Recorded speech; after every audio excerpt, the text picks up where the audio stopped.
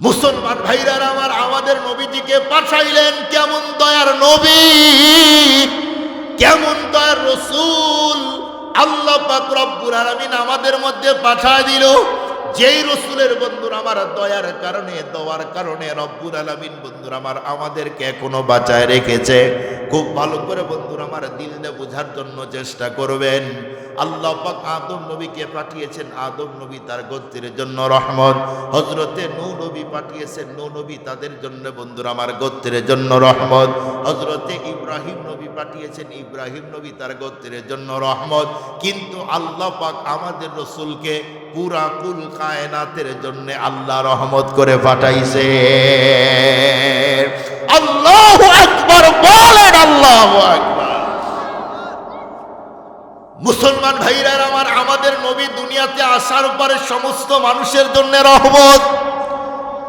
নবীজি কখনো বন্ধুরা আমার নিজের জন্য একটা দিনও ফিকির করেন নাই, নবীজি সম্পদের জন্য ফিকির করেন নাই, নবীজি সংসারের ফিকির করে নাই। নবী আলাইহিস সালাতু ওয়াস সালাম বন্ধুরা আমার দুনিয়াতে আসার পরে শুধু উম্মতকে নিয়েই ফিকির করেছে। ও মুসলমান, খুব ভালো করে দিল দিয়ে মূল কথাগুলি এখন শুনেন, বোঝার চেষ্টা করেন। আল্লাহর পয়গম্বর বন্ধুরা আমার উম্মতের জন্য কেমন ফিকির করেছে, আর আমরা সেই নবীর উম্মত হয়ে এখন বলুন তো দেখি নবীকে মাইনা সারভাইভাস করে অন্য কারো জন্য আমরা এখন পাগল কিনা? বিশ্ব নবী তার উম্মতের জন্য কেমন কান্না করেছে একটা কথা শুনেন। আল্লাহর পয়গম্বর বন্ধুরা আমার একদিন বসে আছেন, সমস্ত সাহাবীদেরকে বন্ধুরা আমার সঙ্গে করে নিয়েই আল্লাহর নবী বসে আছে। এমন মুহূর্তে হযরতে জিবরাইল আলাইহিস সালাতু ওয়াস সালাম নবীর সামনে হাজির হলো। সেই মুহূর্তে আল্লাহর পয়গম্বর বন্ধুরা আমার জিবরাইলকে বলল, জিবরাইল তুমি আমার কাছে অনেকবার এসেছো, কিন্তু তোমার চেহারার মধ্যে টেনশন আর মালিন্যতার ছাপ দেখি নাই, কিন্তু আজকে তোমার চেহারার মধ্যে টেনশন আর মালিন্যতার ছাপ দেখা যায়। এরপরে জিবরাইলকে তখন বলল, জিবরাইল আমি তো তোমাকে অনেকবার দেখেছি তুমি জান্নাতের রেশমের পোশাক পরে এসেছো, কিন্তু আজকে তোমার পরনের মধ্যে নরমাল পোশাক দেখা যায় কেন? যেই মুহূর্তে বলল জিবরাইল বলো বলো বলো তোমার চেহারার মধ্যে টেনশন আর মালিন্যতার ছাপ দেখা যায় কেন, সেই মুহূর্তে হযরতে জিবরাইল বন্ধুরা আমার একদম নিশ্চুপ হয়ে আছে, কোনো আওয়াজ দেয় না, কোনো কথা বলে না। নবীজি তখন বলল, জিবরাইল বলো না কিছু, কি জন্য তোমার চেহারা এমন? এক পর্যায়ে জিবরাইল তখন বন্ধুরা আমার জবান খুলে বলল, নবীজি আল্লাহ পাক রব্বুল আলামিন আজকে আমাকে অর্ডার করেছে, জিবরাইল যাও যাও এই মুহূর্তে আমার জান্নাতগুলি সুন্দরভাবে দেখে আমার রাসূলকে বলে আসো, এরপরে জাহান্নামে মানুষদেরকে কেমন শাস্তি দেওয়া হবে এইগুলি তুমি দেখে যাও। এক পর্যায়ে বন্ধুরা আমার জিবরাইল বলেন, নবীজি আমি জান্নাত দেখলাম, জান্নাতের এত নাজ নিয়ামত দেখে তো আমি অনেক আনন্দ। এক পর্যায়ে আমি সেখান থেকে বের হলাম, এরপরে আল্লাহ পাকের অর্ডারে আমি জাহান্নামের দিকে উকি দিলাম। আমি যেই মুহূর্তে বন্ধুরা আমার বন্ধুরা আমার জাহান্নামের দরজাগুলি খুললাম, যেই বন্ধুরা আমার যেই মুহূর্তে 7 নাম্বার জাহান্নামের দরজা খুললাম, এরপরে নজর করে দেখি 7 নাম্বার জাহান্নামের মধ্যে মুশরিকদেরকে রাখা হয়েছে।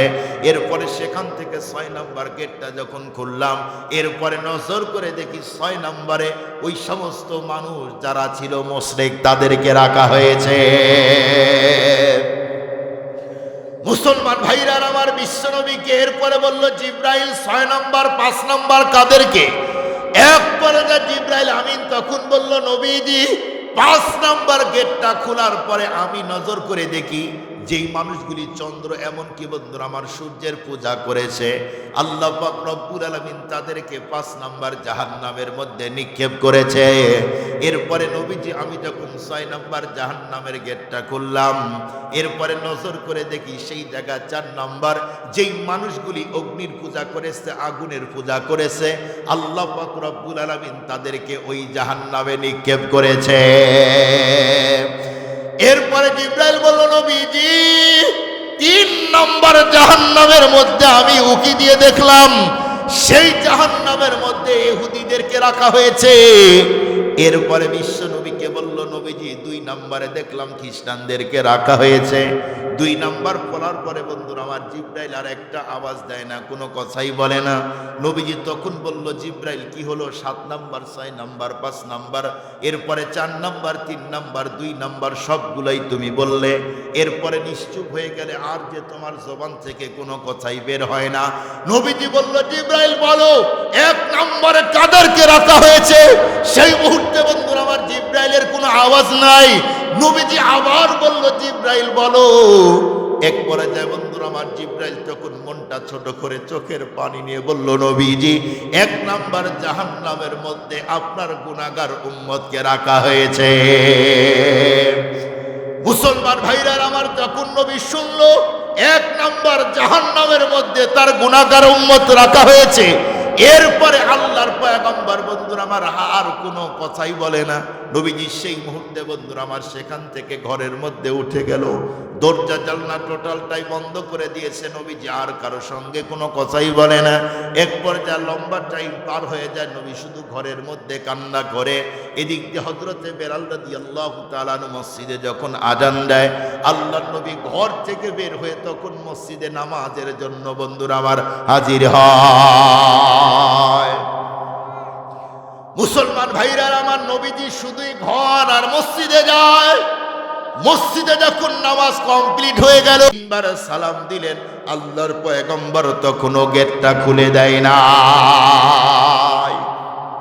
ওমরে ফারুক রাদিয়াল্লাহু তাআলা চেহারার মধ্যে টেনশন নিয়ে হাজির হলেন। আসার পরে বললেন যে, ভাই আবু বকর, নবীজি তো গেট খুলে আমাকেও দিল না। ওমরে ফারুক রাদিয়াল্লাহু তাআলা তখন আবু বকর সিদ্দিককে বলল, আবু বকর আর একটা কাজ করা যায় কি? বলে, হযরতে ওসমানকে পাঠাও, নিশ্চিত নবীজি গেট খুলে দিবে। ভাবতেছেন, হুজুর এটা আবার কি কইলেন? এইরকম ঘটনা তো শুনি নাই। এই ঘটনা আছে খুতুবাতে জুলফিকারের মধ্যে। কিতাবের নাম বললাম, 32 খণ্ডের কিতাব পড়বেন। এই জায়গায় রহমতের নবীর আলোচনা পড়লেই ওই জায়গায় পেয়ে যাবেন। নবী আলাইহিস সালাতু ওয়াস সালাম দরজা বন্ধ করে কারোর সঙ্গেই কথা বলেন নাই, টোটাল বন্ধ।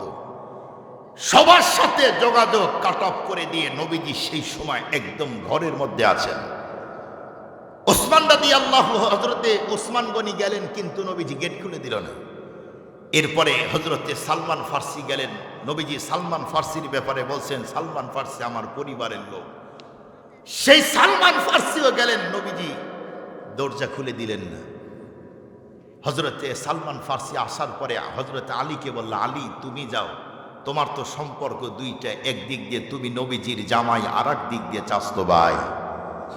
তুমি যাও, বিশ্বনবী গেট খুলে দিবে। নবীর কি হলো? যাও। খুব ভালো করে বুঝবেন, নবীজি নিজের জন্য, পরিবারের জন্য দরজা বন্ধ করে কান্না করে না, কান্না করে গুনাহগার উম্মতের জন্য, আমাদের জন্য। শুধুমাত্র কেবলমাত্র রাসূল দরজা বন্ধ করে কান্না করছে আর গুনাহগার উম্মতের জন্য। হযরত আলী বলল যে, না, আমি গেলেও দরজা খুলবে না। যে আবু বকর, যার ব্যাপারে নবীজি বলছেন আফজালুন নাসি বাদাল আম্বিয়া, সে আবু বকর নবীদের পরেই যার মর্যাদা, ওই আবু বকর গেল, নবী গেট খুলল না। ওমর গেল, ওসমান গেল, এরা গিয়েছে, সালমান ফার্সি গিয়েছে, গেট খুলে নেই, আমি গেলেও খুলবে না। সেই সময় হযরত আলী বললেন যে, গেট খোলার বুদ্ধি আমার কাছে আছে। খুব ভালো করে বুঝবেন, যখন হযরত আলী রাদিয়াল্লাহু তাআলা বললেন গেট খোলার বুদ্ধি আমার কাছে আছে, এ কথা বলতে দেরি সাহাবা একরাম আনন্দে চোখের পানি মুছে বলল, আলী অনুরোধ, একটু বলো না কিভাবে নবীজি গেট খুলবে। হযরত আলী বললেন, একটা মাত্র বুদ্ধি, সেইটা হলো নবীজির কলিজার টুকরা মেয়ে ফাতেমা, ওকে যদি আমি বলি আমার স্ত্রী ফাতেমা গেটে সালাম দিতে দেরি, নবী গেট খুলতে দেরি করবে না। সবাই আলীরে ধরে কয়, ভাই তুমি তাড়াতাড়ি যাও, তুমি যাও, দ্রুত যাও। হযরত আলী রাদিয়াল্লাহু তাআলা বাসায় গেলেন, ফাতেমাকে বলল, ফাতেমা এই এই কাহিনী বলুন, বাবা কষ্টে আছে, পৃথিবীর কোনো মেয়ে কি এটা মানবে? মেয়েরা কিন্তু বাবাকে বেশি ভালোবাসে, কি যায় না? পাবনা এক মাদ্রাসায় চাকরি করতাম, সেক্রেটারির বাপ আইসে দুঃখ প্রকাশ করতে, হুজুর আল্লাহ 7টা ছেলে দিয়েছে। 7টা? কয় হ। আমি বললাম 7টা দিয়েছে, আনন্দ। কয় না হুজুর, যদি আল্লাহ একটা মেয়ে দিত, মেয়ের কাছে বসতাম, মেয়ে আদর করে একটা মাছ খাওয়াইতো, খুব মজা পাইতাম। ওই মজা আমার ছেলের কাছে পাই না। মেয়েরা কি পরিমাণ বাবাকে মহব্বত করে এটা আপনি নিজে অনুমান করে কল্পনা করে আপনি শেষ করতে পারবেন না, ওজন করতে পারবেন না। মেয়েরা যদি পারত নিজের কলেজা গাইটা বাবারে খাওয়াইতো, মেয়েরা এত ভালোবাসে বাবাকে, বিশ্বাস করেন। বাবারা কি পরিমাণ, এই জন্যই তো আমাদের দেশে দেখবেন কেউ কেউ আছে মেয়ে হইলে বেজার হয়, আছে না নাই? মেয়েদের ভালোবাসার সমান ভালোবাসা আপনি তো ছেলে দিয়ে পাইবেন না। মেয়ে যেই ভালোবাসা জানে, দিতে জানে, ওইটা অন্য কেউ দিতে পারবে না। আমি অন্যটা বলবো না, আমার ঘরেরটা বলি তাহলে বুঝবেন। আমার আল্লাহ তাআলা ঘরে একটা ছেলে আর মেয়ে দিয়েছে। মেয়েটার বয়স 6 বছর, ছেলেটার বয়স 5 বছর হবে পাশাপাশি। দুইটা যদি রাস্তায় চলে হিজাব, মেয়েটা যদি বরকার, ছেলেটা যদি পাঞ্জাবি পরে ঘুরে, সবাই বলে হুজুর একসাথে দুইটা। কইলাম না, একটু কম বাড়াস। তো দেখলে বলে কোনটা বড় কোনটা ছোট, এরকম কাজ। আমি যদি কোনো কিছু নিয়ে আমার মেয়েকে আর ছেলেকে একসাথে দিই, ছেলে ইচ্ছা মতো খায়, বাবার কথা চিন্তা করে না, মায়ের কথাও চিন্তা করে না। আমি হুজুরের ছেলের কথা বলতেছি।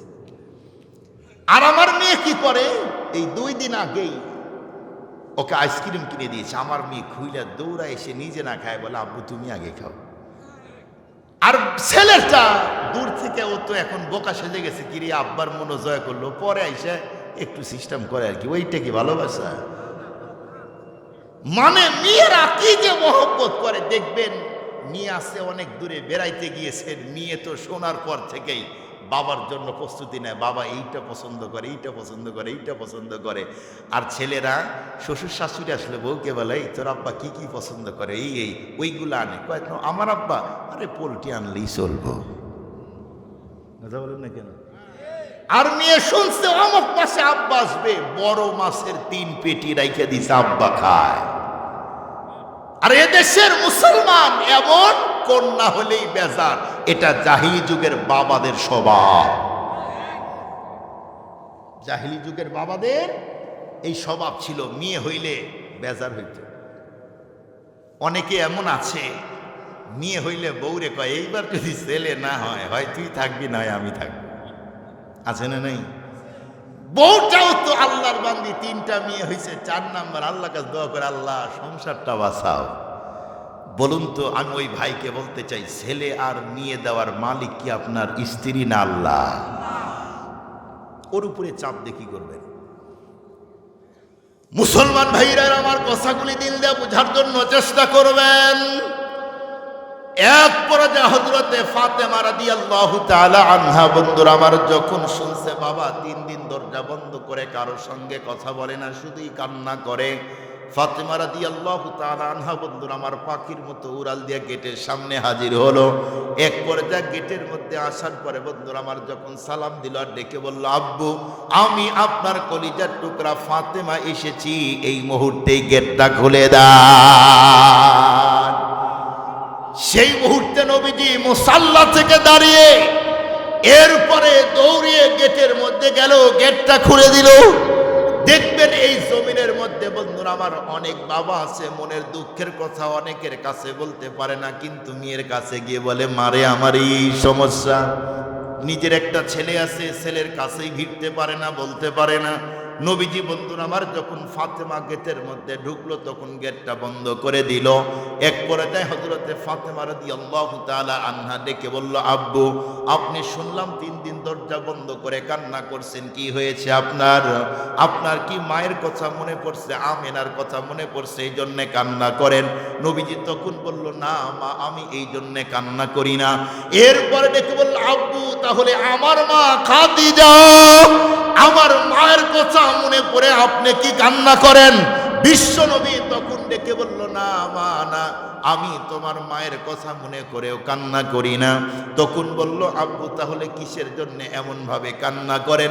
এক পর্যায়ে বিশ্ব নবী তামাম ঘটনাটাই, বন্ধুরা আমার, ফাতেমাকে শোনায় দেয়।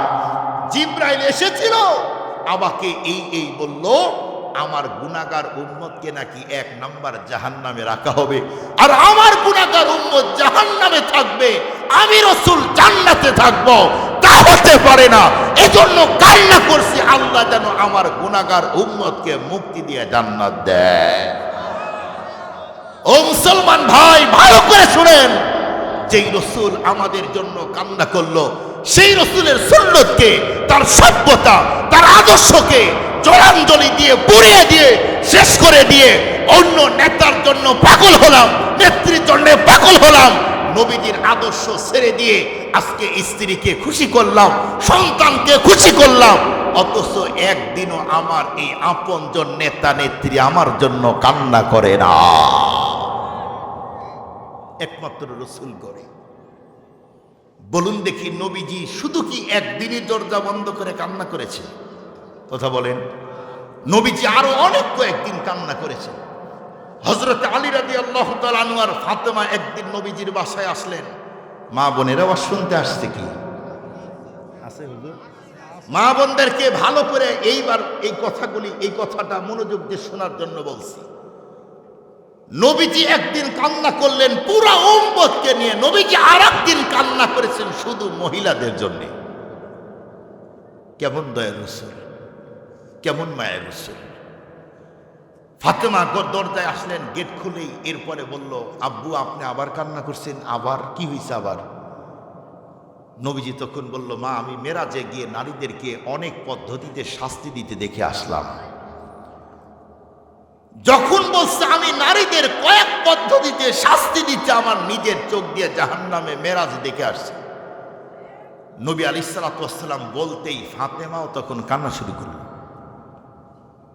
ফাতেমা চোখের পানি ছেড়ে বলল, আব্বু বলেন এমন কি অপরাধ যেই অপরাধের কারণে নারীদের জাহান্নামে শাস্তি দেওয়া হয়? কি কি অপরাধ আর কোন পদ্ধতিতে শাস্তি দেওয়া হচ্ছে আপনি একটু বলেন। নবী আলাইহিস সালাতু ওয়াস সালাম তখন বলল, মা কিছু নারীকে দেখলাম তাদের চুলগুলি উপরের দিকে শূন্যর উপরে উঠায়া তাদেরকে ঝুলন্ত অবস্থায় জাহান্নামের আগুনের মধ্যে পুরায়। নবীজি বলেন আরো সামনে এগিয়ে গিয়ে নজর করে দেখলাম কিছু মহিলার নারী তাদের কি বলে স্তনের মধ্যে বর্ষি ঢুকায়া ঝুলন্ত অবস্থায় শূন্যর উপরে তাদেরকে পুরাইতেছে। নবীজি বলেন আরো কিছু দূর যাওয়ার পরে দেখলাম কিছু নারীর জবানের মধ্যে বর্ষি ঢুকায়া ঝুলন্ত অবস্থায় ওদেরকে আগুনের মধ্যে পুরানো হচ্ছে। নবীজি বলেন এই দৃশ্যগুলি দেখে আমি চোখের পানি তখনও ধরে রাখতে পারি নাই। যখনই মনে হয় আমি মোনাজাতে মুসাল্লায় সবসময় দোয়া করি, আল্লাহ আমার উম্মতের নারীদেরকে তুমি জাহান্নামে দিও না। ফাতেমা তখন বলল, আব্বু এদেরকে এই পদ্ধতিতে শাস্তি দেওয়া হয় কোন কোন অপরাধের কারণে?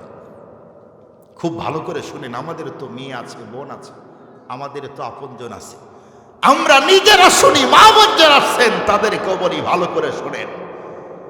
নবীজি তখন বলল, মা যেই নারী তার চুলগুলি খুলে রাস্তায় যুবকদের আকর্ষণ করার জন্য চলবে, ওই নারীদেরকে ঝুলন্ত অবস্থায় জাহান্নামের মধ্যে পুরানো হবে। আপনি বলুন এইভাবে হাত 1 ঘন্টা ধরে রাখতে পারবেন? এইভাবে বসে আছি তাই যদি 1 ঘন্টা ধরে থাকতে না পারি, একজন নারীর বডির ওজন 40 কেজি, 50-60 কেজি, এই টোটাল ওজনটা তাকে জাহান্নামে চুল উপরে ধরে ঝুলন্ত অবস্থায় পুরানো হবে। একটু ভেবে দেখেন এই শ্রেণীর মহিলা নারী আমাদের দেশে আছে না নাই? এই শ্রেণীর বোন এখন কম না বেশি? যেই বোনগুলি চুল খুলে রাস্তায় ঘুরে, অবশ্যই নবীজি মেরাজে দেখে আসছেন, নবীজির দেখা কখনো ভুল নয়। এই জাতীয় নারীদেরকে জাহান্নামে এই পদ্ধতিতেই পুরানো হবে, শাস্তি দেওয়া হবে। বিশ্বাস যদি না হয় মেরাজের ঘটনাগুলি পড়েন, নবীজি বক্তব্য দিয়েছেন, নবীজি নিজের চোখ দিয়ে দেখে আসছে। বর্তমানে রাস্তাঘাটে চুল খুলে হেসে হেসে চলার মহিলা নারী আছে না? হাজার হাজার। দ্বিতীয় নাম্বার, স্তনের মধ্যে বর্ষি ঢুকাবে। কিছু নারী আমাদের দেশে এখন দেখতেছি এরা ওড়না দিতে রাজি না, স্বাধীনতা চায়। স্বাধীনতা বুঝছেন কি? ওদের কথা আমাদের দাদি আর নানিরা ব্লাউজ পরে নাই, ছায়া পরে নাই, আমরাও ব্লাউজ ছাড়া ছায়া ছাড়া চলবো। বুঝছেন কি তর্জমা? এখানে অনেক মুরব্বী আছে, এই তো মুরব্বী আছে। আগের যুগের দাদি আর নানিরা অ্যাভেলেবেল এত কাপড় পায় নাই, এই জন্যই পড়তে পারে নাই। ঠিক এরপরে ওই যুগের দাদি আর নানিদের কন্ডিশন কি ছিল? 12 হাত কাপড়ে 11 হাত পরে নাই, আর আমাদের দেশের গুলা থাকার পরেও পড়তে চায় না। মনে রাখবেন, যে নারী তার অসমতল জায়গা বের করে রাস্তায় ঘুরবে আর যুবকদের চরিত্র নষ্ট করবে, অবশ্যই এই নারীকে জাহান্নামে স্তরের মধ্যে বসি ঢুকায় আল্লাহ শাস্তি দিবে। আমাদের দেশে দেখেন না, কিছু নেতা আছে বুদ্ধির সুদনে চুলের কিচ্ছু নাই, এই টকশো ঝালশোতে বৈশা বৈশা বলে ধর্ষণ বন্ধ করতে হবে, এই করতে হবে, সেই করতে হবে, আইন বন্ধ করতে হবে। আমরা বলি ধর্ষণ বন্ধ করার আগে দর্শন বন্ধ করেন আগে। এই দর্শন যদি বন্ধ হয়, ধর্ষণ অর্থ সিস্টেমে বন্ধ হবে। আপনি মহিলাদেরকে খোলা মেলা অবস্থায় রাস্তায় চলার অনুমতি দিবেন, আর যুবকদের পুরুষদেরকে বলবেন, আর ওরাও বলতেছে আমরা খুলে বের হলে সমস্যা কোথায়, তোমরা চোখ হেফাজত করো। এটা কোনো কথা হইল? এটা কোনো যুক্তির কথা? আপনারা বলেন বলেন বলেন, যুক্তির কথা? আল্লাহ পাক তো তৈরি করছেন এক লিঙ্গ আর এক লিঙ্গের উপরে আকর্ষণ। পুরুষ নারীকে দেখলে আকর্ষণ হবে, নারী পুরুষকে দেখলে আকর্ষণ হবে। এই সিস্টেমে তো আল্লাহ এই জোড়াটা তৈরি করেছেন। জান্নাতে আদম নবী ঘুমায় আছে, ঘুম থেকে উঠার পরে দেখে একটা সুন্দরী নারী, আম্মা হাওয়া। আদম নবী দেখার পরে কয়, ইন্না লিল্লাহি, আল্লাহ এটা আবার কি? ইয়া আল্লাহ এটা কি? আদম নবী আগায় গেলেন ধরার জন্য, এটা ধরি তো, এটা কি? আল্লাহ পাক সিস্টেম করে দিতেছেন জন্য আগায় যাইতেছে, আল্লাহর হুকুম ছাড়া কি যাওয়া সম্ভব? যখনই আদম নবী কাছে গেলেন, আল্লাহ নোটিশ দিলেন, আই পয়গম্বর, এটা আপনার জন্যই তৈরি করছি, আগে বিয়ে করেন এরপরে ধরেন, অনুমতি নাই। আমাদের নবীরা আগায় গিয়েছেন, তার মানে আল্লাহ তৈরি করছেন এভাবে। নারীদের খোলা মেলা অবস্থায় রাস্তায় ছেড়ে দিবেন, আর যুবকদেরকে বলবেন চোখ হেফাজত করে। এটা পাগলামি ছাড়া অন্য কিছুই হতে পারে না। আমি বুঝানোর জন্য বলছি, মা বোনদেরকে ছোট করার জন্য বলছি না। আপনারা বলেন, শুটকি মাছ চিনেন? বিড়াল চিনেন? বিড়াল, শুটকি মাছ বিড়ালের সামনে দিয়া যদি বলেন, বিড়াল ইলিশ মাছের শুটকি, খবরদার তুই খাবি না, এদিক তাকাবি না, যদি তাকাস তো ঠ্যাং পা চোখ সব শেষ। বিড়ালকে বহুত অস করলেন, মাইক নিয়ে দেওয়া অস করলেন, এরপরে আপনি দূরে গেলেন, বলেন বিড়ালকে আপনার অস শুনবে? বিড়াল খালি চিন্তা করবো তুই যায় দেখ, মালিক চিন্তা করে যায় দেখ। মালিক যখন দূরে যায়, বিড়াল ধরতে যায়, মালিক দৌড়া লাঠি না করে দাঁড়া। বিড়াল ওই দিক দিয়ে ঘুরে উঠে খালি বলে ম্যাও, মানে দেও। বিড়ালকে ওয়াশ করে শুটকি সামনে দিয়ে যেমন বিড়ালকে সরানো যায় না, নারীদেরকে রাস্তায় বের করে যুবকদের চোখও হেফাজত করা এত সহজ না। ওইটার যে বিধান, প্যাকেট ওটা প্যাকেটে ঢুকান, দেখবেন এটা আর দেখতেই পারবে না, তখন আর ধর্ষণও হবে না, জেনাও হবে না, ব্যভিচারও হবে না। আপনারা যুবতীদের চরিত্র নষ্ট করার জন্য আইন করেন, আপনাদের ওই আইন এদেশের কোন মুসলমান মানতে রাজি না। মা বোনেরা চিন্তা করতেছে, যাই হোক বাবা, এইবার ভোট আর হুজুর কেড়ে দেব না, তাই না? চিন্তা করতেছে এই জাত যদি আসে আমাদের ঘরের মধ্যে ঢুকাবে। মা বোনদেরকে বলতে চাই, আপনি কি জানেন ইসলাম কতটা আপনাদের ইজ্জত বাড়ায় দিয়েছে? এ পৃথিবীর ইতিহাস খুঁজেন, আগের জাহিলি যুগের মানুষের অবস্থা ছিল, নারীরা যদি মাসে 3 দিন 10 দিন অসুস্থ হতো, ঘর থেকে বের করে গোয়াল ঘরের মধ্যে রাখতো। নবী আসার পরে সাহাবীদেরকে বলল, না না, ওদেরকে বাইরে রাখা যাবে না, ওদের অসুস্থতা মাসে 3 দিন, এটা আল্লাহ দিয়েছে, ওদের ঘরে রাখতে হবে। আল্লাহ পাক পুরুষদেরকে, বাবাদেরকে কি বললেন, আয় বাবা, তোমার যদি কন্যা হয় এরে আদর যত্নে বড় করো, আমি নবীর সঙ্গে জান্নাতে থাকবা। বলেন নারীর মর্যাদা বাড়াইলো না কমাইলো? বিয়ে করার পরে আল্লাহ পাক স্বামীকে বলল, আশিরুহুন্না বিল মারুফ, এই স্ত্রীর মনোরঞ্জন করে চলো, তাহলে আমি আল্লাহ তোমাকে জান্নাত দিয়ে দিব। সুবহানাল্লাহ বলেন। যখন স্ত্রী যখন আস্তে আস্তে বয়স হয়ে গেল, যখন মা পর্যায়ে গেল, এই নারীর ব্যাপারে আল্লাহ পাক আবার আয়াত নাজিল করলেন, ওয়াকাদা রাব্বুকা আল্লা তা'বুদু ইল্লা ইয়্যা ওয়া বিল ওয়ালিদাইনি ইহসানা। এই সন্তান আমার ইবাদত করবে আর মনে রাখবে তোর মায়ের বয়স বেশি হয়েছে, তোর মায়ের পায়ের নিচেই তোর জান্নাত রেখে দিলাম, এইটা যেন নষ্ট না হয়। নবীজি সম্মান বাড়াইল আর আপনি কমাইলেন। আপনারা টায়ার টিউব চিনেন? টায়ার টিউব গাড়ির টিউব কই থাকে? ভিতরে। টায়ার কোথায় থাকে? বাহিরে। এখন যদি টিউব বলে যে না, এতদিন আমি ভিতরে থাকছি, এখন বাহিরে যাবার, টায়ারকে বলল তুই এবার ভিতরে যা, তাতে বলুন টিউব যদি বাহিরে যায়, টায়ার যদি ভিতরে থাকে, কয় কিলো গাড়ি যাব? কথা বলেন। কোম্পানি টিউবকে তৈরি করছে, তুই ভালো জিনিস, তুই নরম জিনিস, তুই সংরক্ষণ থাকবি ভিতরে, বাহিরে আসার তোর দরকার নেই। ওই জায়গায় শক্তিশালী জিনিস টায়ারকে তৈরি করেছে। আল্লাহ পাক তৈরি করলেন নারীদেরকে, তুই ঘরের মধ্যে থাকবি, বাচ্চা কাচ্চা সামলাবি আর খাবার খাবি, এগুলি পরিষ্কার করবি, এছাড়া তোর কাজ নাই। ব্যাংকে তোর চাকরি করার দরকার নাই, একটু ভিড় হলে ম্যাডামদের মানে আওয়াজের ঠেলায় থাকা যায় না, ঠিক? এরপরে হসপিটালে যাবেন, ম্যাডামদের কথার ঠেলায় থাকা যায় না, ওরা তো এই লোডই নিতে পারবে না, এই জন্য আল্লাহদেরকে তৈরি করে নেই। সম্মানিত মুআজ্জাজ মুহতারাম হাজিরিন, বিরক্ত হচ্ছেন আপনারা? অল্প টাইম। তৃতীয় নাম্বার নবীজি বললেন, কিছু নারীর জবানের মধ্যে বর্ষি ঢুকায় দিবে। কারা?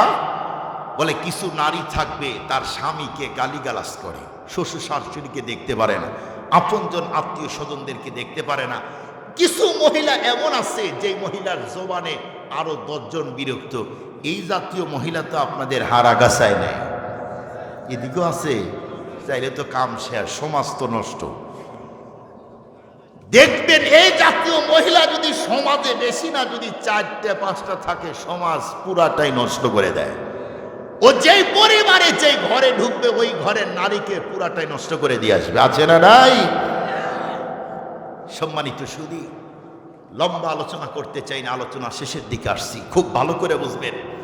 কিছু মহিলা তো আছেই স্বামীকে মারাত্মক গালিগালাজ করে, আবার বলে তোর বাবা যদি আসে, তুই বলে তুই, তোর বাবা যদি আবার আসে আমাদের বাসায়, তখন কিন্তু আমি রান্না করতে পারবো না। তোর মা যদি বাসায় আসে, রান্না করতে পারবো না। তোর ভাই আসলে, বোন আসলে পারবো না। বলুন তো, এই জাতীয় কথা যদি পুরুষ মানুষ শুনে তার স্ত্রীর কাছ থেকে, তার কি মন ভালো লাগে না খারাপ লাগে? কিছু মেয়ে তো এমন আছে স্বামীকে নোংরা শব্দ বলে। দেখবেন আবার এই বোনেরই যদি বাবা আর মা আসে, তখন স্বামীকে আদর করে বলে যে এই আমার আব্বু এই খায়, আমার আম্মু এই খায়, এরপরে আমার ভাই এই খায়, আমার বোন এই খায়। এত এত এত এত কিছু যখন এনে দেয়, কি দৌড়, বানরের মতো এই দিকে একবার দৌড়ায়, ওই দিকে একবার দৌড়ায়, কত সুন্দর করে তাদের জন্য আয়োজন করে, রান্না করে, খাওয়ায়। কিন্তু যখন 15 দিন পরে শুনে যে এখন শ্বশুর শাশুড়ি আসবে, ছেলের বাবা আর মা আসবে, তখন স্ত্রীর আর শরীরই খাড়া হয় না, হয় না? এগুলা মাটির নিচের অজনা, উপরের বস। ওর শরীর চলে না, ওর হাঁটুর সমস্যা, দাঁড়াইতে সমস্যা, হাত চলে না, রান্না করতে পারবো না এখন, মানে এখন নিজের আত্মীয় না, এখন অন্যজন আসতেছে, এই জন্য সমস্যা। খুব ভালো করে বুঝবেন। আজকে সামাজিক অবস্থা দেখেন, বাবা আর মা, বাবা আর ছেলের মধ্যে সম্পর্ক নষ্ট, শুধু এদেশের কিছু বন্ধের কারণে, কিছু বন্ধের কারণে। কিছু বোন তো এমন আছে যে বোনগুলি ওরা কখনোই শ্বশুর বাড়ির আত্মীয় স্বজনদেরকে সহ্যই করতে পারে না। কেউ কেউ তো আছে শ্বশুরের পায়ে ঝাঁটা দিয়ে বাড়ি দেয়, ঝাড়ু দিতে গিয়ে অনেক সময় দেয় না, রাগে দেয়। অনেকে এমন আছে। আপনাদেরকে শেষে একটা কথা বলতে চাই, বলুন, বাবার যদি একটা ছেলে আর একটা মেয়ে থাকে, বাসায় যদি একটাই ছেলের বউ থাকে, আর আরেকটা হলো মা, একটা হলো ছেলের বউ আর একটা হলো তার ওয়াইফ, বাসায় হলো 2 জন, একজন বুড়িমার, একজন বোন, একজন শাশুড়ি, একজন ছেলের বউ। এই 2 জনের কাজ কি আমাদের এই অঞ্চলে? রান্না করা, পরিষ্কার করা, এই তো, নাকি বলেন আপনারা? বেশি কাজ তো আর নাই। আরে ভাই, আগে তো আমাদের দাদি আর নানিরা 20টা, 15টা, 18টা বাচ্চা দিত। এখনকার মেয়েরাও কি দেয়? এত বাচ্চার দরকার নেই। Rice cooker, pressure cooker, touch cooker, fridge, টয়লেটটাও ঘরের মধ্যে, খাইব দাইব এখানে। কিন্তু কি করে, সারাদিন কোনো কাজ নাই, 2 জন বাড়ির মধ্যে সামান্য একটু কাজ, এইটা নিয়ে 2 জনের ঝগড়া ঝগড়ি, ঝগড়া ঝগড়ির কোনো শেষ নাই। অথচ ভাই আর বাবা, বাবা আর ছেলে দুইজনই মাঠে কাজ করে, সারাদিন পরে বাসায় আসে। যখন বাবার ছেলে রাত্রে বাসায় আসে, বিছানায় গিয়ে একটু ঘুমায়, দুই রাডার তখন বাবাকে আর ছেলেকে কানে লোড দেয়, তোমার ছেলের বউ এই করে ওই করে ওই করে। ও লোড দেয়, তোমার মা এই করে ওই করে, আছে না নাই? এই জাতীয় অনেক মার বোন আছে, এদের কারণেই সমাজে আর পরিবারে এখন অশান্তি হয়। দেখবেন অনেক বোন আছে মাথায় তেল দেওয়ার জন্য তেলের বোতল বগলে নিয়ে 50 বাড়ি পার হয়ে শেষের বাড়ি যায়। একজন জিজ্ঞেস করে, কি গো বোন কই যাও? কয় তেল দিতে। কয় বাসার শাশুড়ি নেই? কয় না না, বললেন ওটা পুরাটাই মালিকা হামেরা, ওরে শয়তান, ওর কাছে যদি তেল দিই আমার মাথার 12টা বাজায় দেব। আবার অনেক শাশুড়ি আছে ছেলের বউয়ের কাছ থেকে মাথা তেল দিয়ে নেয় না, 20 বাড়ি পার হওয়ার পরে যায়। একজন জিজ্ঞেস করে, কি বউ কই যাও? কয় তেল দেওয়ার জন্যে। ছেলের বউ নাই? কয় আছে, পুরা একটা শয়তান। আল্লাহ আমার বাড়িতে আমার ছেলেকে একটা শয়তান দিয়েছে, ওইটার কাছ থেকে মাথায় তেল দিয়ে নিব? দুইজনেরই কিন্তু মনের সমস্যা, অন্য কোনো সমস্যা নেই। কি ভাই ঠিক বললাম না? বলবেন না? যেই বোনগুলি আসছেন তাদেরকে বলি ভালো করে শুনেন, শাশুড়িকে কাছে বসায় নিয়ে মাথায় তেল দিয়ে দেন আর বলেন, ও মা, এই বুড়া বয়সে এসে আপনার যেই সুন্দর চুল দেখতেছি, না জানি যুবতী বয়সে আপনার কত সুন্দর চুল ছিল, এইটা বলেন, দেখেন কি খুশি হয়। আপনি বলেন, ও মা, এই বয়সে আপনার যে সুন্দর চেহারা, আপনার যে সুন্দর কথা, না জানি আমাদের মতো যুবতী ছিলেন যখন, তখন কেমন ছিল আপনার